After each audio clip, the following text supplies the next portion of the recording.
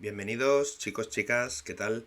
Vamos a ver en el vídeo este examen de física de la Comunidad Valenciana de la convocatoria de julio del 2020, que era un año COVID, con lo cual es un examen con optatividad en el que podíais escoger de los 4 problemas propuestos, 2 problemas, ¿vale? De los 4, 2. Bien, el primer problema dice así, interacción gravitatoria. Nos dicen que tenemos el satélite Syncom 3, que fue un satélite de telecomunicaciones de masa 4 kilogramos, describía órbitas circulares a una altura de 35.800 kilómetros sobre la superficie terrestre. Nos piden que deduzcamos la expresión de la velocidad orbital del satélite, calcular el valor y también decir cuál es el periodo de la órbita, ¿vale? El periodo de la órbita en horas. Esto valía un puntito y nos dan los siguientes datos. Constante de gravitación universal, nos dan la masa de la Tierra y nos dan el radio de la Tierra. Bueno, para deducir la expresión orbital del satélite podemos utilizar la correspondencia que hay entre la fuerza de atracción gravitatoria con un cuerpo que está dando vueltas, ¿no? Como está en una órbita circular, ya sabéis que va a sufrir una aceleración centrípeta, con lo cual podemos igualar la fuerza de atracción gravitatoria con la masa por la aceleración centrípeta o normal. La aceleración ya sabéis que tiene esta expresión, velocidad al cuadrado entre el radio de la órbita, y por otro lado tenemos pues la fuerza de atracción gravitatoria, que ya sabéis que es la g por la masa de la Tierra por la masa del satélite entre el radio orbital al cuadrado. Fijaros que aquí lo que estamos haciendo es igualar los módulos, ¿vale? Si no, ya sabéis que tendríamos que poner menos, ¿vale? Si fuera la expresión vectorial de la fuerza sería un menos con el vector unitario que va desde el centro de la Tierra hasta el satélite. Por eso que es una fuerza de atracción. Bien, a partir de esta expresión podemos deducir, ¿no? Despejarnos de aquí la velocidad, se nos va la masa del cuerpo, se nos va uno de los radios y nos quedaría la raíz cuadrada de la constante de gravitación universal por la masa de la Tierra entre el radio de la órbita. Este radio de la órbita, fijaros que siempre se mide desde el centro del planeta hasta el satélite. Como el dato que nos estaban dando es la altura, pues vamos a tener que sumar la altura más el radio terrestre, ¿no? Para obtener ese radio orbital. Muy bien. Bueno, pues deduciendo ya la expresión y sustituyendo los datos que nos daban, fijaros que aquí hemos sumado, ¿vale? Sumado radio de la Tierra más la altura. Fijaros también, por supuesto, las unidades, ¿vale? Las unidades aquí están en kilómetros y en el sistema internacional tienen que estar en metros, así que hay que pasar todo a metros. Y el resto, pues ya estaba en las unidades del sistema internacional. Bien, pues haciendo estos cálculos nos quedaría 3,079 por 10 a la 3 metros partido por segundo y ya tendríamos la velocidad. También nos pedían el periodo de la órbita. Para obtener el periodo podemos utilizar la expresión de la velocidad angular. Ya sabéis que la velocidad angular, que es simplemente la velocidad a la que está girando este cuerpo, ¿no? Se mide en radianes por segundo y se puede obtener como la velocidad lineal entre el radio de la órbita o como 2pi radianes partido por el periodo. Esto es justamente lo que nos puede permitir despejarnos el periodo, ¿no? El periodo sería 2pi por el radio partido por la velocidad y ya sustituyendo los valores pues nos quedaría ese periodo en segundos. Fijaros que periodo, tiempo en segundos, ¿vale? En el sistema internacional.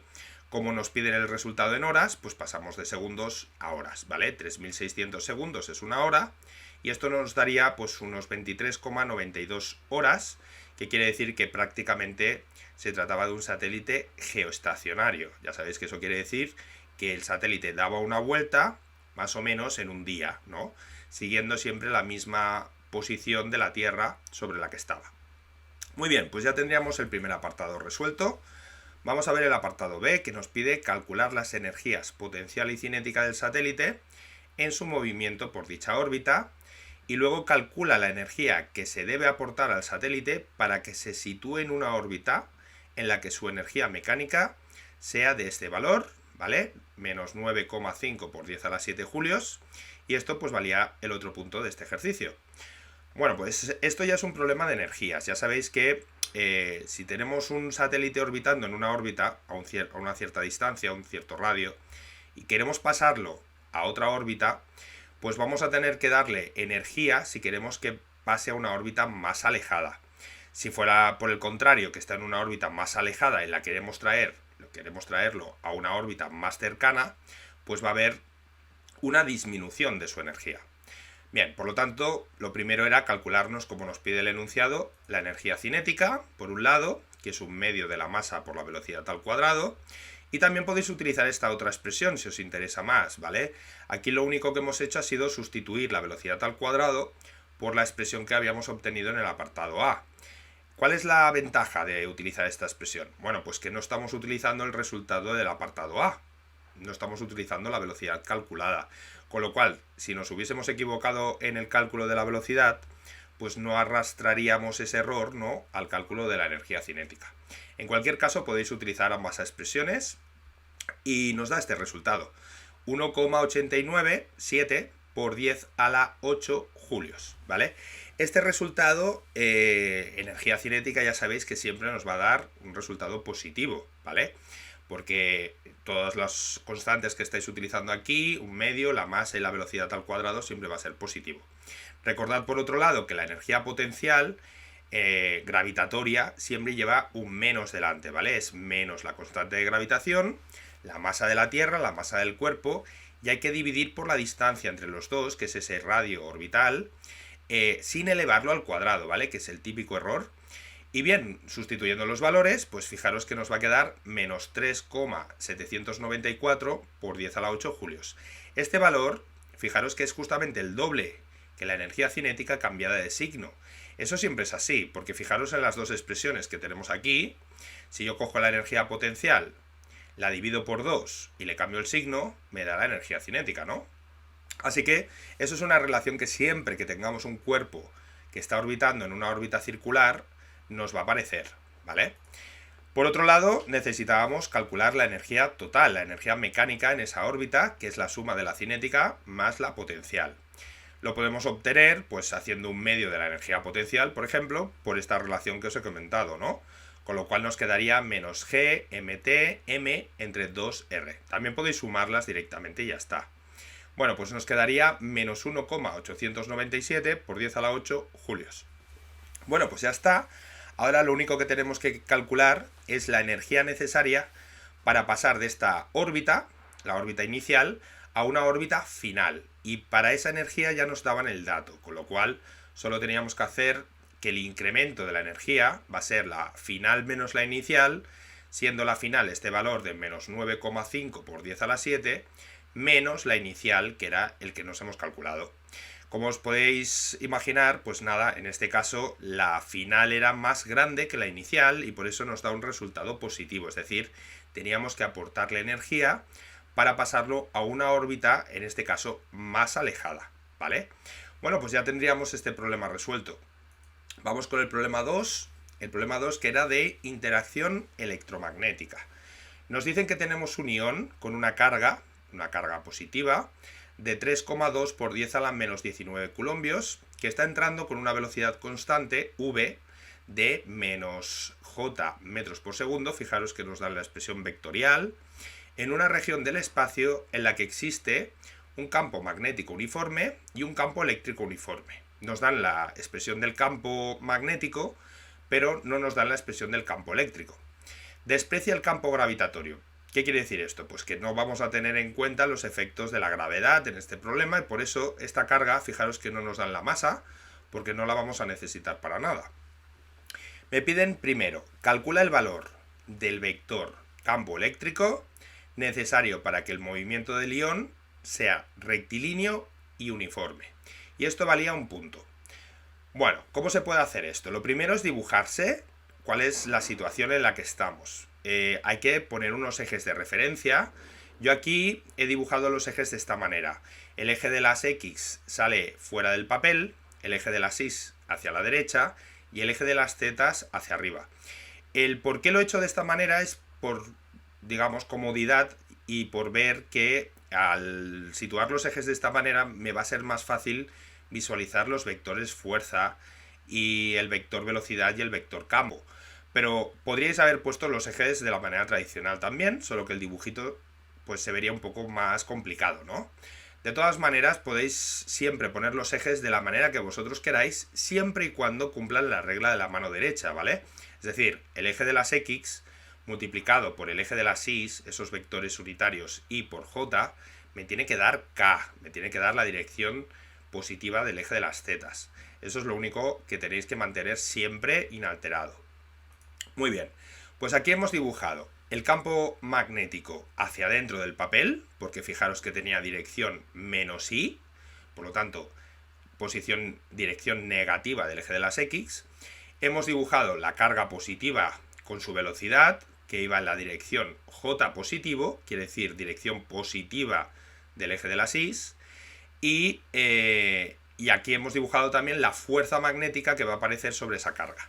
Esa fuerza ya sabéis que cumple la regla de la mano derecha. Estamos haciendo fuerza de Lorentz, que es la carga, por el producto vectorial de la velocidad por el campo. Si ponemos el dedo índice en la dirección de la velocidad y ponemos el dedo medio, ¿no?, el dedo corazón, en la dirección del campo magnético que va hacia adentro, el pulgar nos va a señalar el resultado del producto vectorial.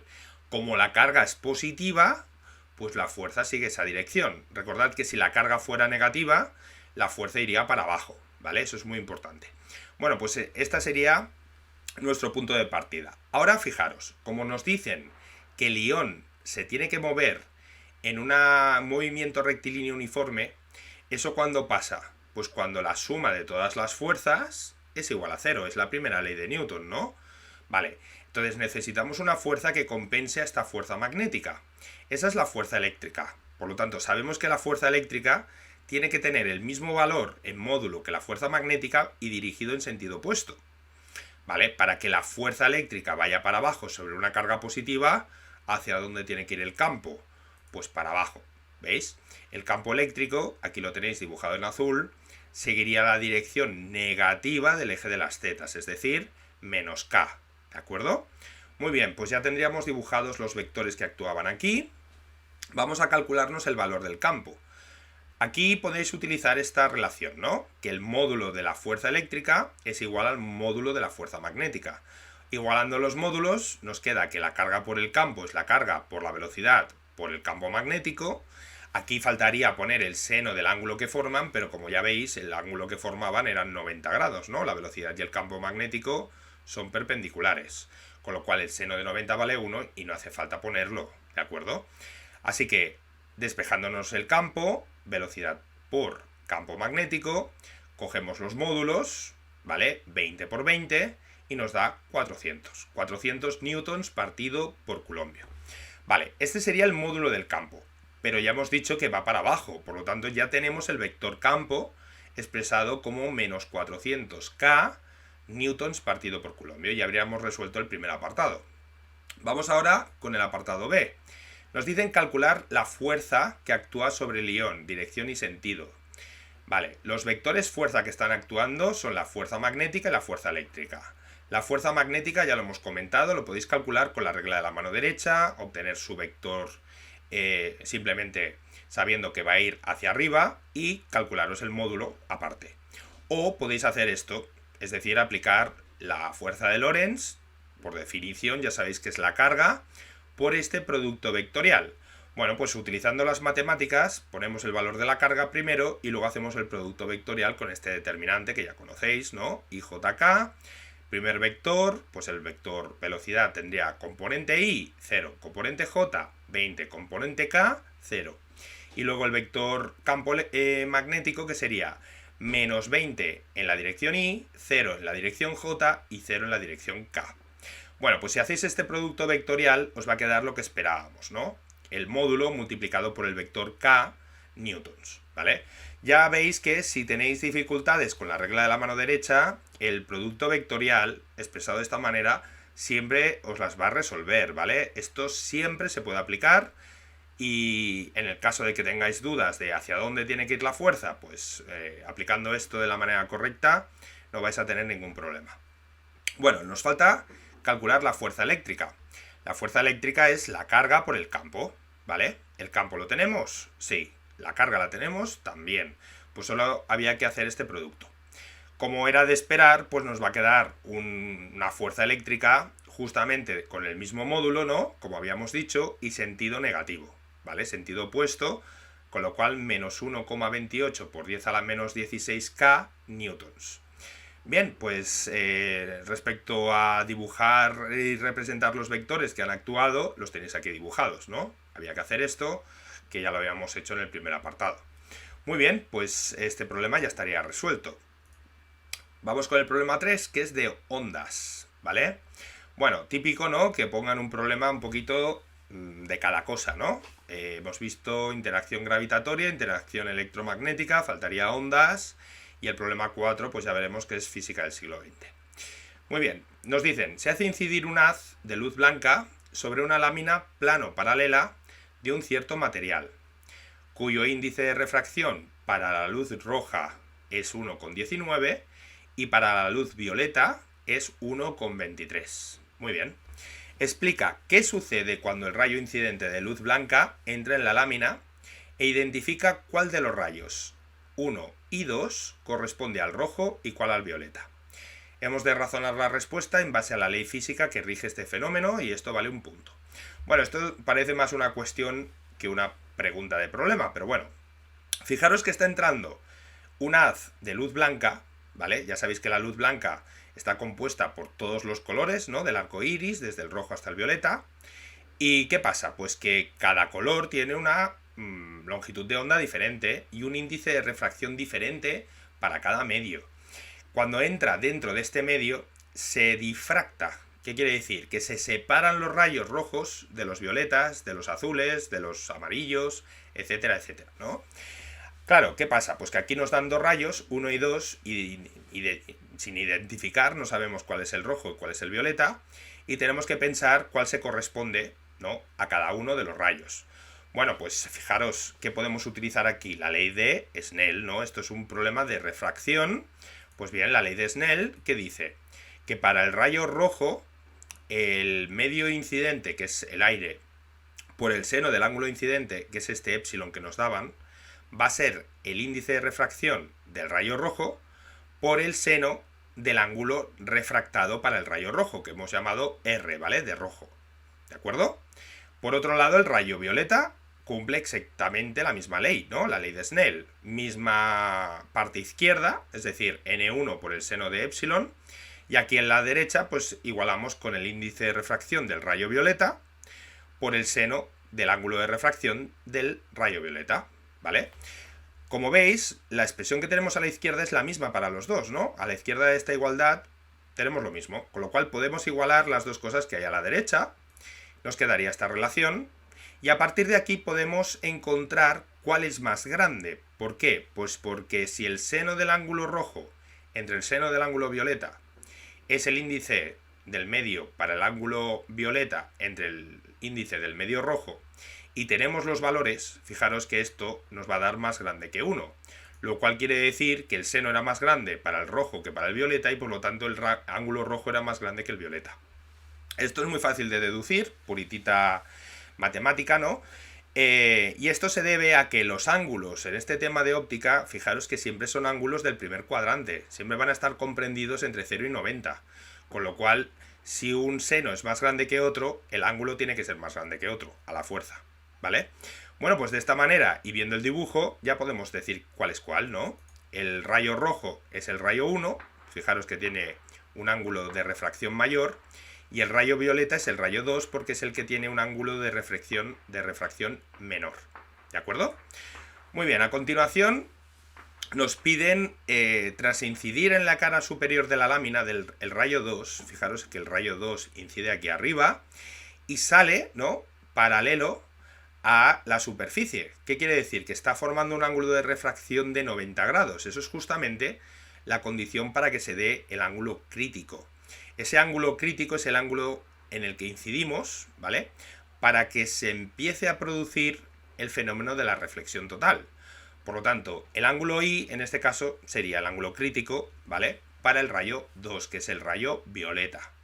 Bueno, pues dice que determinemos cuál es el ángulo I y cuál es el ángulo de entrada, epsilon, ¿vale? Otro puntito. Bueno, el ángulo I ya veis que como se corresponde con el ángulo crítico, podemos aplicar la ley de Snell de nuevo, pero muy facilita porque aquí lo igualamos con el índice del aire, que es 1, y con el seno de 90, que es 1, ¿vale? Y en el otro lado, ¿qué tenemos? Pues la superficie de la que procedemos, que en este caso es de dentro del material, así que tenemos el índice de refracción del rayo violeta por el seno del ángulo incidente sobre esa superficie, ¿no? Que sería I. De aquí os podéis despejar cuánto valía I. Arcoseno de 1 partido por el seno del índice de refracción. Y esto nos daba un valor de 54,39 grados. Bien, pues ya tendríamos este ángulo I que nos pedían. Para el ángulo epsilon, yo necesito saber cuál es el ángulo de refracción del medio aire al medio de dentro de esta lámina, ¿no? Eso, fijaros que es este ángulo que hemos llamado refracción V. ¿Qué está pasando aquí? Pues que si os fijáis, aquí se está formando un triángulo rectángulo, con lo cual podemos deducir fácilmente, ¿no?, que el ángulo refractado violeta va a ser 90 menos el ángulo incidente, ¿vale? Y con lo cual nos quedaba ya restando 35,61 grados.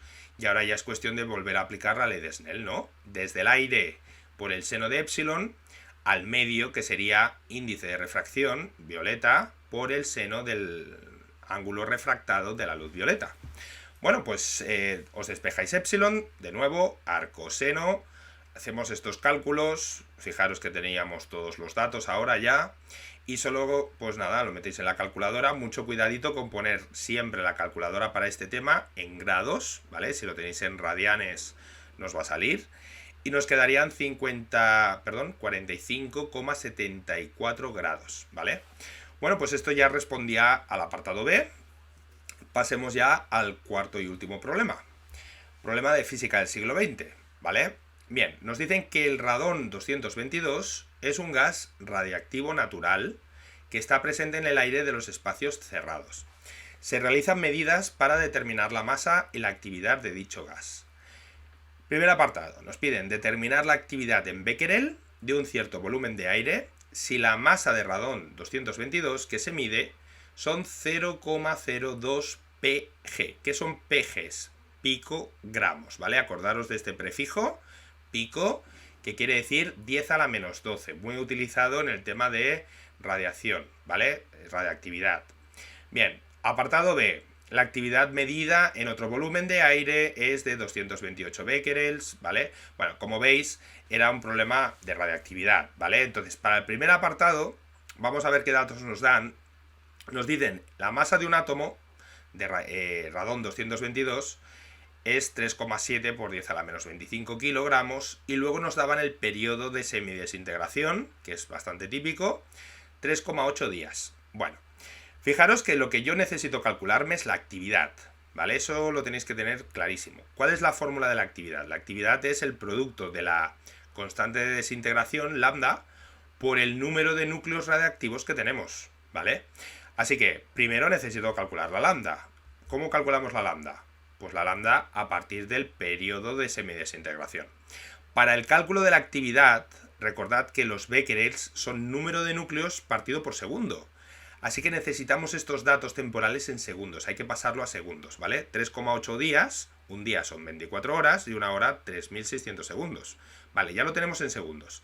¿Cuál es la relación entre el periodo de semidesintegración y la constante de desintegración, lambda? Pues es esta, ¿no? Logaritmo neperiano de 2 entre el periodo. Bueno, pues lo dejamos así indicado, y este es el dato que vamos a usar. Fijaros que la lambda tiene unidades de tiempo a la menos 1, segundos a la menos 1, o lo que sea a la menos 1, pero siempre tiempo, ¿vale? Tiempo a la menos 1. Muy bien. A partir de aquí, yo necesito calcularme también cuántos núcleos tenemos en esta masa, 0,02 picogramos. Bueno, pues esto lo podéis hacer haciendo factores de conversión, si queréis, como en química, ¿no? Cogemos 0,02 picogramos, un picogramo son 10 a la menos 12 gramos, 1000 gramos, un kilogramo, y ahora pasamos a núcleos. Como tenemos la masa de un átomo de radón 222, pues 3,7 por 10 a la menos 25 kilos va a ser un núcleo. Ya tenemos el número de núcleos. Fijaros que el número de átomos y núcleos coincide, ¿no? Tenemos un núcleo por cada átomo de radón 222. Aquí lo podéis utilizar indistintamente, ¿de acuerdo? Bueno, pues una vez tenemos los núcleos y tenemos la lambda, la actividad va a ser el producto de las dos cosas, ¿vale? Lambda por el número de núcleos, ¿vale? Pues hacéis este cálculo, nos daba 114,12 becquerel, ¿vale? Muy bien, ya tenemos el primer apartado. El segundo, como veis, la actividad medida de otro volumen de aire. Aquí, ¿qué pasa? Pues que nos están dando ya la actividad inicial. Nos dicen que se aísla y que se mide de nuevo al cabo de 11,4 días. ¿Cuál es la actividad debida al radón 222 que se tendrá? ¿Qué está pasando? Pues que se está desintegrando, ¿no? Tenemos que utilizar la formulita, ¿no? La ley de desintegración radiactiva para la actividad. Y luego nos preguntaban también cuánto va a valer la masa correspondiente a qué. Pues a la actividad que va a quedar, ¿no? Al cabo de esos 11,4 días, ¿vale? Es cuestión de entender bien el enunciado. Y esto valía un puntito. Pues venga, vamos con él. La actividad, la ley de la desintegración es la siguiente, que se puede aplicar, ya sabéis, para número de núcleos, para masa o para actividad radiactiva. Sería la inicial, a sub 0, por e elevado a menos lambda t, ¿vale? La lambda es la constante de desintegración y t es el tiempo que ha transcurrido. Bien, la actividad inicial la teníamos.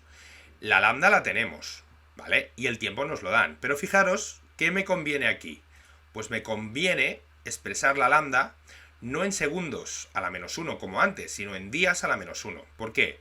Pues porque como tenemos 11,4 días en tiempo, claro, lo fácil aquí es dividir días entre días, y de esa manera nos queda, pues como ya sabéis, el exponente de esta exponencial siempre tiene que ser adimensional para que todo funcione. ¿Podríamos pasarlo todo a segundos? Sí, pero tendríamos que pasar los 11,4 días a segundos, y no es necesario hacerlo si ya teníamos el periodo en días, ¿no? Por lo tanto, lo podéis dejar el periodo de semidesintegración en días y expresar el tiempo en días. Días con días se nos van y nos queda esta expresión, ¿vale? Nos queda este valor de 28,5 becquerel. Bien, pues este sería el resultado de la actividad al cabo de ese tiempo, ¿vale? Ahora, con esta actividad nos tenemos que calcular la masa. Primera cosa, vamos a calcularnos cuántos núcleos radiactivos hay. Pues sería la actividad entre lambda, ¿no? 28,5 entre lambda. Aquí la lambda sí que tiene que estar en segundos a la menos 1, porque la actividad se mide en becquerel. Ya sabéis que en becquerels son núcleos entre segundos, con lo cual lo tenemos que expresar en segundos a la menos 1, si no el resultado nos daría mal. Mucho ojito con estas unidades temporales en este tema, ¿vale? ¿Y qué nos da? Pues 1,35 por 10 a la 7 núcleos de radón 222. Y ahora hacemos lo mismo que hemos hecho antes, los factores de conversión para pasarlo a masa, pero al revés, ¿no? Partimos de los núcleos, un núcleo van a ser todos estos kilogramos, porque es el dato que nos daban, ¿no? La masa de un átomo. Un kilogramo son 1000 gramos y de gramos pasamos a picogramos, ¿vale? 10 a la menos 12 gramos, un picogramo.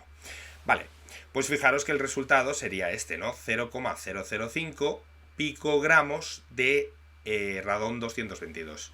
¿Podríais haberlo dejado en gramos? Sí, estaría igualmente bien. Lo que pasa es que como inicialmente ya nos hablaban de picogramos, pues me parece que lo más apropiado es expresar la masa también en picogramos, ¿de acuerdo? Bueno, pues hasta aquí este problema y este examen. Como veis, era un examen completito, pero pensad que solo teníais que hacer 2 de los 4 problemas, ¿vale? Muy importante que dominéis al menos 2 de estos 4 temas, ¿vale? Eso es fundamental. Y yo os diría que mejor dominarlos todos, porque a veces vas muy seguro en un tema, pero el problema que os puedan poner igual no es de vuestro agrado, ¿no? Lo veis demasiado difícil y conviene también dominar otros problemas. Por ejemplo, el de física del siglo XX, que la gente cuando llega a este tema ya está un poco saturada. Fijaros que era muy sencillito, y si te lo has mirado, pues igual te puedes ahorrar otros problemas, como por ejemplo campo gravitatorio, que a la gente le cuesta un poquito más, ¿no? Entonces, pues nada. Bueno, pues espero que os haya sido muy útil este vídeo, ya sabéis, y nada, muchas gracias por vernos. Hasta luego.